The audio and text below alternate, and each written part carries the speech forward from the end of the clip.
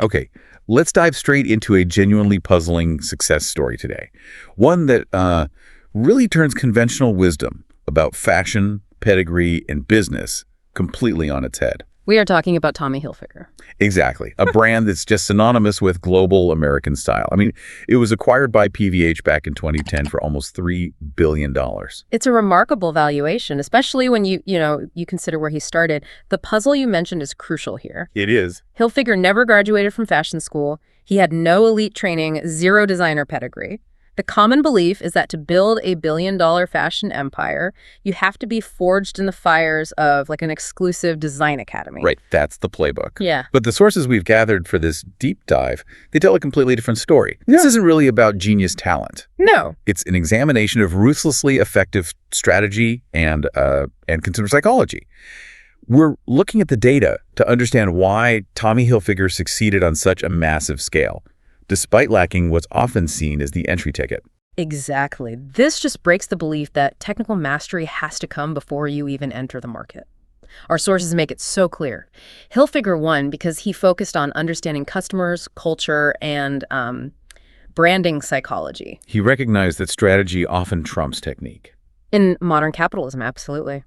So our mission today is to unpack the uncomfortable principles behind his success. We're going to examine the blueprint that allowed him to scale globally and show you what truly moves markets. And the core thesis really is this. Hilfiger didn't compete on technical superiority or groundbreaking new designs. No. He competed exclusively on psychological positioning. He didn't invest in design innovation. He invested in clarity of meaning. And that one distinction, that is everything.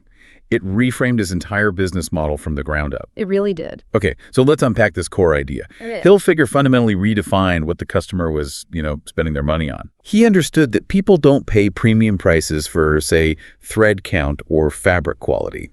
They pay for what that fabric says about them, to themselves and to the world. It's the difference between selling a product and selling a stable signal of belonging.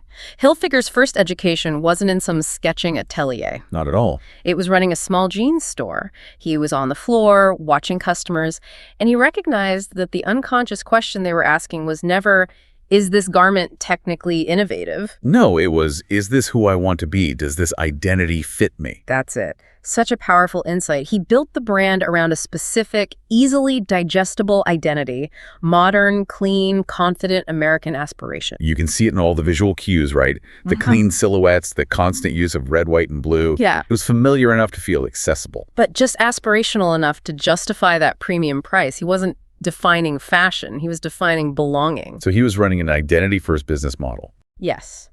The product was just the vehicle for the identity the customer already wanted. And this is how the brand was able to scale globally without this constant, exhausting reinvention in every single market. Right. The global consumer wasn't buying a local trend.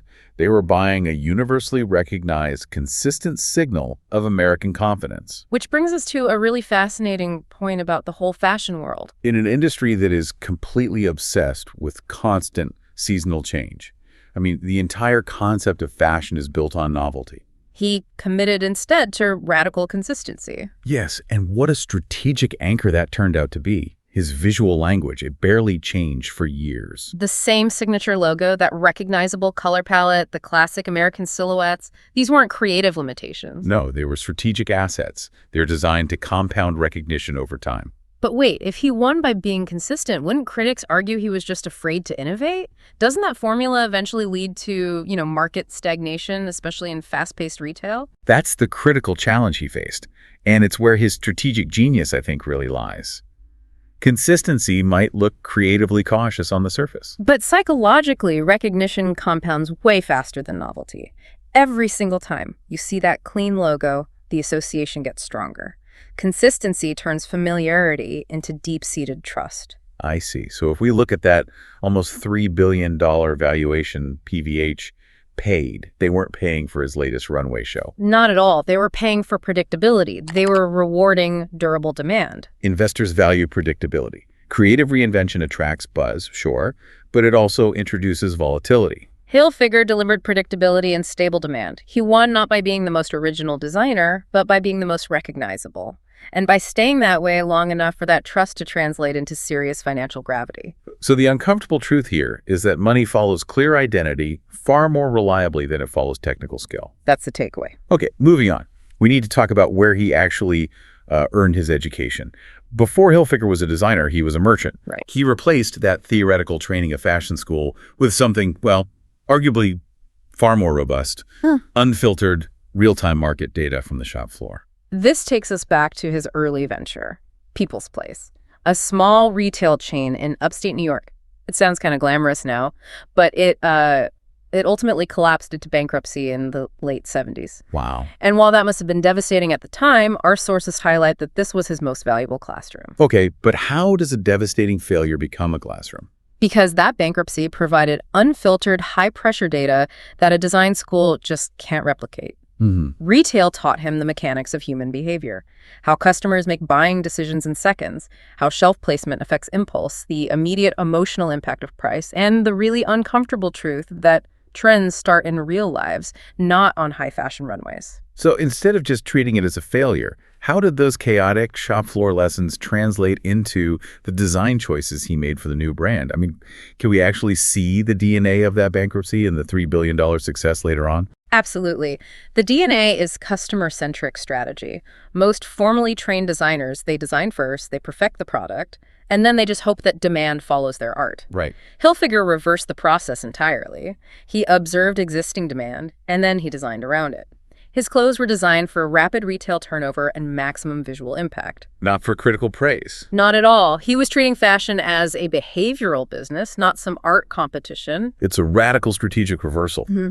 The uncomfortable lesson is that, formal education teaches you how an industry thinks, the accepted norms, but Retail teaches you how reality works, how people actually buy things. And when those two collide, reality always wins. That foundational knowledge became the blueprint for everything that followed. And that retail-first mindset then dictated his next major strategic move. Which was prioritizing reach over some niche reputation. It allowed him to capitalize on our next point, power through visibility. So what does prioritizing reach look like in practice? It meant he chose mass recognition. He was consistently dismissed by critics as being too commercial, too mainstream, too accessible. He was basically telling the fashion elite, I don't need your approval. He was focused entirely on market dynamics. He poured resources into large-scale advertising and widespread distribution. And this created a positive feedback loop, didn't it? The high visibility. Exactly. The widespread presence drove sales, which financed massive expansion, which then created even more visibility. This unavoidable presence created its own kind of leverage and legitimacy. Other designers were chasing niche validation, elite approval. Which limits your growth. Hilfiger realized that prestige might impress your peers, but visibility is what actually moves markets. He didn't need the fashion establishment's permission to win. He just made himself impossible to ignore by being everywhere the consumer was. And that consistent, unavoidable presence established a brand legitimacy that critics just couldn't undermine. That widespread adoption is what ultimately supported that huge valuation. This brings us to cultural timing, which was absolutely crucial to launching the brand into the stratosphere. Talk about a cultural bet. In the early 90s, when most major brands were chasing, traditional affluent gatekeepers, Hilfiger made a radically different bet. Youth culture, specifically hip-hop. He was listening earlier than the rest of the industry, and he saw the cultural tide turning. At the time, high fashion viewed hip-hop as commercially underestimated. It was definitely not fashion-friendly. It was seen as transient and risky. But Hilfiger saw it for what it was.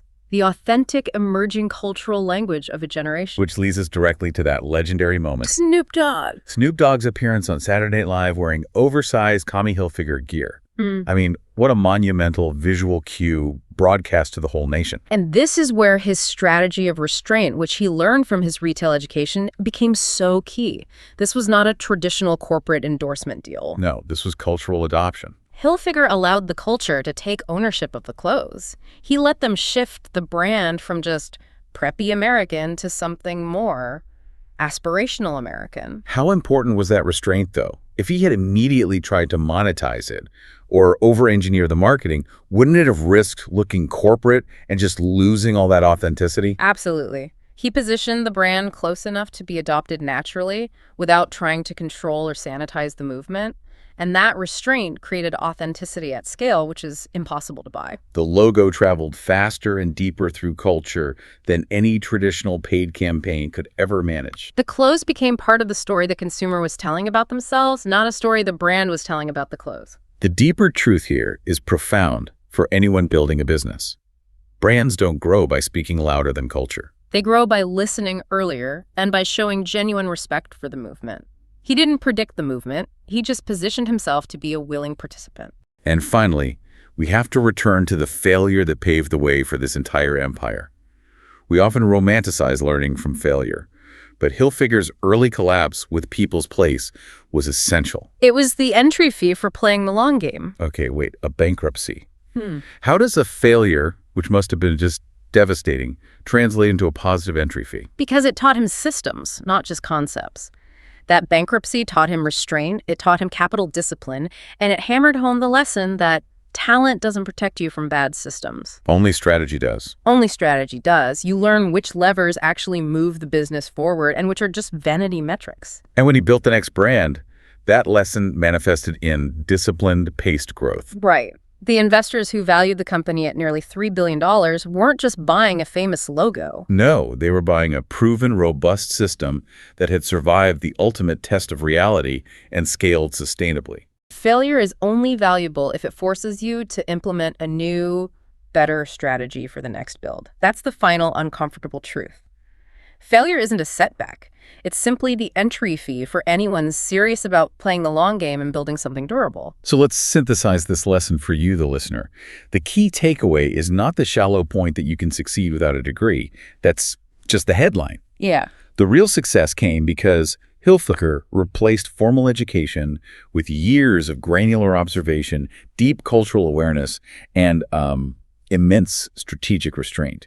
He studied people, not institutions. He won because he adopted a reality-first strategy, which was forced on him by his nonlinear path. He saw what the system couldn't.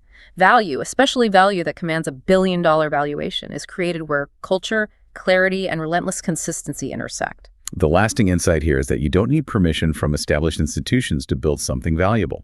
But you absolutely need patience and discipline to let that value compound.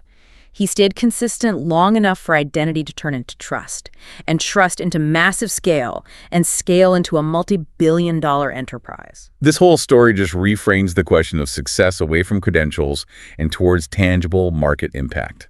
It's a powerful lesson in prioritizing the psychology of the customer over the technical perfection of the product. So here's the real question this story leaves behind for you to mull over. Are you currently chasing institutional approval, or are you building something that would still matter if no one clapped today?